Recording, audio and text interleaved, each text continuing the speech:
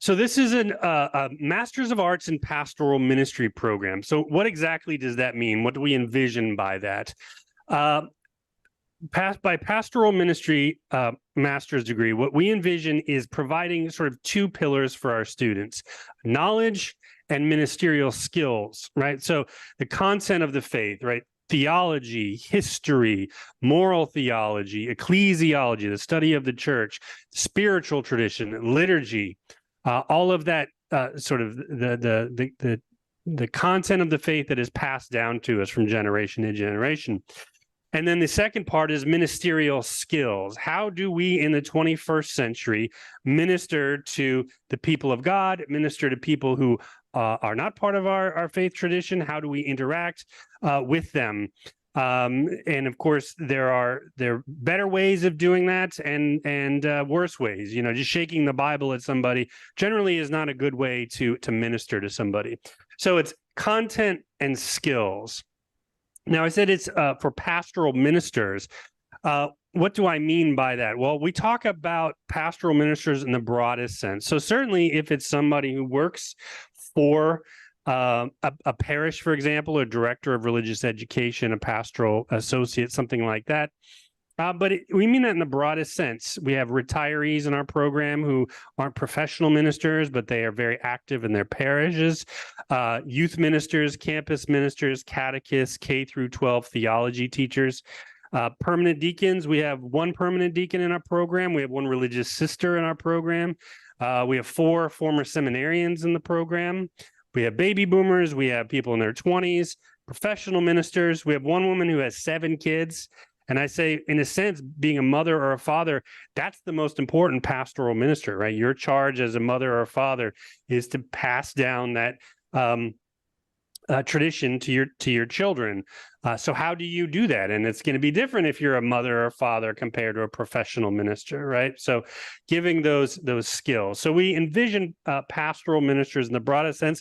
And frankly, we have students in this program who are just interested in learning more about their faith. They want to go more deeply in the faith. So we have people who are you know, you can be a part-time student, you can be a full-time student. You can just take some classes if you want to, if you don't want to pursue the full degree. Here's a snapshot of our curriculum. So it's 12 courses. And how quickly you finish through the program is up to you in many ways. So you could finish the program as early as 2 years. That means you'd have to take 3 classes a semester, so you'd be a full-time student. Or if you wanted to space it out, either because of money or because of time or commitments, you could take 1 class a semester. That means it would take you 6 years to finish, which is perfectly fine for us. We don't pressure our students to go through any more quickly than they want to. So it's just a question of measuring your time and your finances. Next semester, we are teaching 3 courses. So if you wanted to be full-time, you could do that. So I'll be teaching a dogmatic theology class on Monday nights. We have a Introduction to Pastoral Ministry in Theory and Practice class on Tuesday nights. And then on Thursday nights, we have someone teaching Old Testament and its interpretation. Right now, this semester, I'm teaching church history, and we have somebody else teaching a moral theology class. All of our classes are in the evenings from 7 p.m. to 9 p.m. So as I mentioned, I teach on Monday nights right now. This is a fully online program. So that means you never have to come to campus, especially if you know, we know that we in Camarillo, California are kind of out of the way for people, especially who live in LA. Gas prices are $6 a gallon. Traffic is horrible. People just don't want to come to campus. So we're trying to meet people where they're at. So classes 1 day a week from 7 to 9 p.m. And classes are on Zoom just like this. And you can see that picture there. On the screen is a picture of the studio that I'm standing in. That we spend a significant amount of time and money building a video recording studio, so that we can offer a quality online experience. So a professional microphone, professional lighting, professional camera, etc. And classes are going to, on the exact format is going to differ from professor to professor. So, for example, in my classes, students read once a week a text. So for next week, we're in the middle of a unit on the Second Vatican Council, so they'll be reading a document from that. They'll also have to watch a video that I upload to YouTube, and it's a lecture that I give.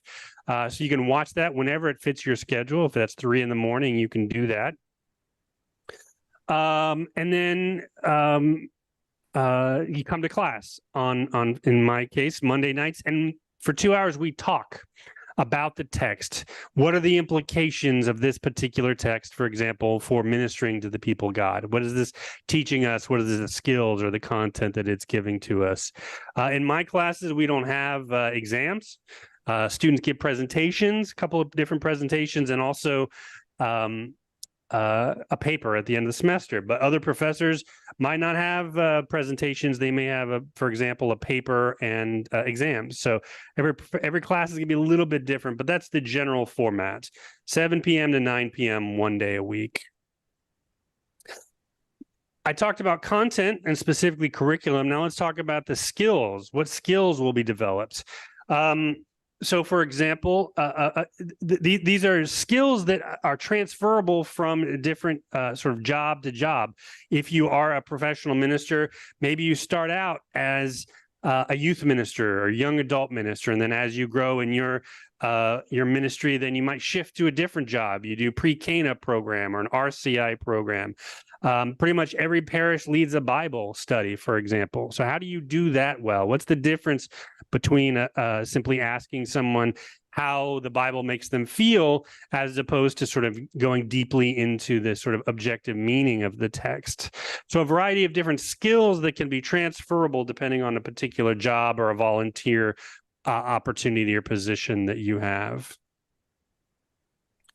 I said that this is a fully online program, so nobody ever has to come to campus.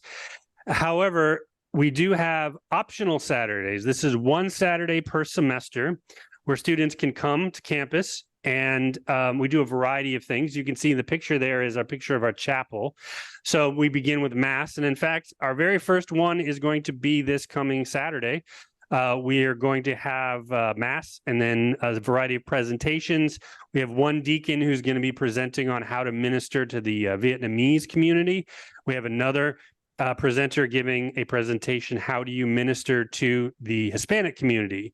We're obviously going to break bread together, have a tour of campus, and we're going to end the day with adoration led by a deacon and one of our musicians. So again, these are entirely optional. Students never have to come to these, but we wanted to provide that as a possibility if someone wants to take advantage of that campus and have those sort of incarnational experiences, if you will. So we are a seminary, and you might be looking into other programs. So an obvious question is, what sets us apart from our competitors, either here in Southern California or around the country, because there are other online programs. One of the things that sets us apart is tuition. We have, I'm confident, the lowest tuition around, and I'll talk about tuition in just a minute.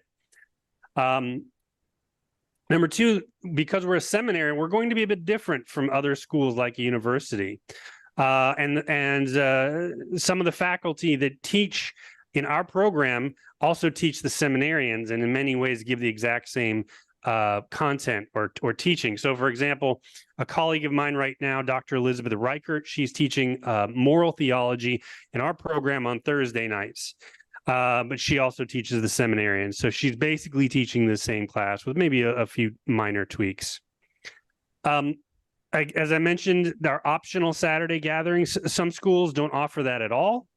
Other schools like Notre Dame, for example, I know they force their students to come to campus 2 weeks out of the summer, which might be fine for some people, and some people might be excited about that. But our approach or assumption is that our students are working, they have families, maybe they only get 2 weeks vacation a year. Let's be honest, they don't want to waste their 2 weeks vacation a year coming to our campus. So giving the option to come for those Saturday gatherings, but never requiring students to come. And then finally, the quality of our technology. I already mentioned this video recording studio that I'm standing in. My experience with other programs, there are very few programs that are interested in investing the money and the time to build a studio like this and offer a high quality technological experience. In previous institutions I've worked at, you just have a $20 camera sitting on top of your laptop, and that's the extent. And maybe you can't hear the professor all that well. The lighting is bad. You're looking up his or her nose the entire time. No, that's not enjoyable. And if you're going to spend a significant amount of your time and money, let's be in a program that we think that you should have a good technological experience. Finally, before any sort of questions you might have, did want to talk about cost. So each course is $1,050. As I mentioned, you can take the whole program, or if you just wanted to take some sort of pick and choose some classes that are of interest to you, that's fine. There are 12 classes in the program, as I already mentioned. So that means the entire program is $12,600, which on the one hand, that's not change. That's a significant amount of money. On the other hand, I think if you were to compare our program to other programs around the country, you'll find that that is extremely low. In fact, I got a master's degree in Chicago 20 years ago, and 20 years ago, it was twice that cost. I don't even want to know what that program costs now. It's probably 3 or 4 times that. And so I think, and I'm not just saying this because I'm the director of the program, but I'm confident in saying objectively, you're getting a high quality education from somebody like Dr. Reichert, or I teach in the program, or these other professors that we have lined up for next semester. You're getting a first-rate quality education at really a low price. Now, again, I know that still can be financially difficult for somebody, especially people in ministry who we know don't make a lot of money. So one way of sort of managing those costs, as I mentioned earlier, if you want to, you can take one class per semester. Again, that will take you 6 years to get through the program. But if you choose to do that way, you're only paying $2,100 a year, right? So one class, $1,050 per semester. So that's 2 semesters in a year. So per year, you'd be paying $2,100. So that is one way of sort of managing those funds.